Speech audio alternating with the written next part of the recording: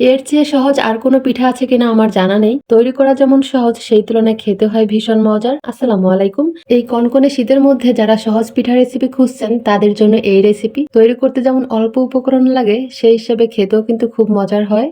পিঠাগুলো বানানোর জন্য এখানে নিয়েছি ১ কাপ পানি, পরিমাণ মতো লবণ, ১ চামচ তেল।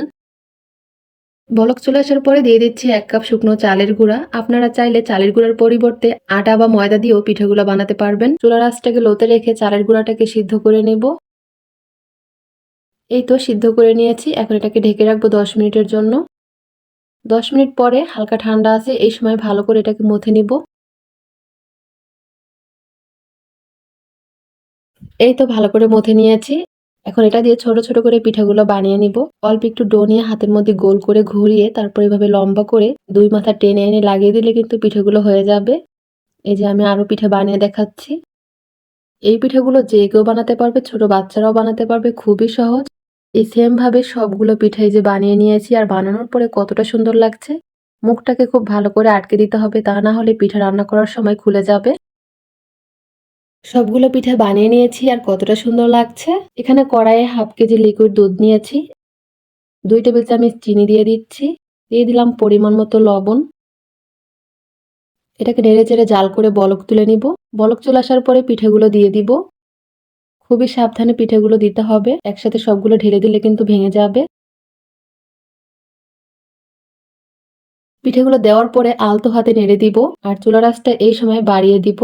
বলক চলে আসার পরে চুলার আঁচটাকে একটু কমিয়ে এগুলোকে রান্না করে নিব ৫-৬ মিনিট। এই পিঠা রান্না হতে বেশি সময় লাগে না। একটু পর পর আলতো হাতে পিঠেগুলোকে নেড়ে চেড়ে দিতে হবে। এই তো পিঠাগুলোকে রান্না করে নিয়েছি, এখন নামিয়ে নিব।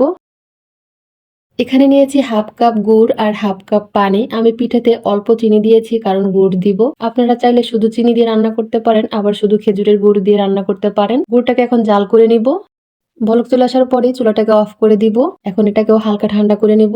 পিঠেগুলোও হালকা ঠান্ডা হয়ে গিয়েছে আর জাল করে রাখা গুড়টাও হালকা ঠান্ডা হয়ে গিয়েছে। এখন পরিমাণ মতো জাল করে রাখা গুড় দিয়ে দিব। আপনি কতটা মিষ্টি খেতে পছন্দ করেন সেই আন্দাজ করে দিবেন। পরিমাণ মতো গুড় দিয়েছি। এখন এগুলোকে আমি ৫ মিনিট এভাবেই রাখবো। ৫ মিনিট পরে পরিবেশন করে দেখাচ্ছি পিঠাগুলো যে কেমন হয়েছে। এই যে কতটা লোভনীয় হয়েছে। এই পিঠাটা গরম, গরম খেতেও ভালো লাগে, আবার ঠান্ডা হয়ে গেলেও খেতে খুব ভালো লাগে। তবে ঠান্ডা হয়ে গেলে খেতে বেশি ভালো লাগে।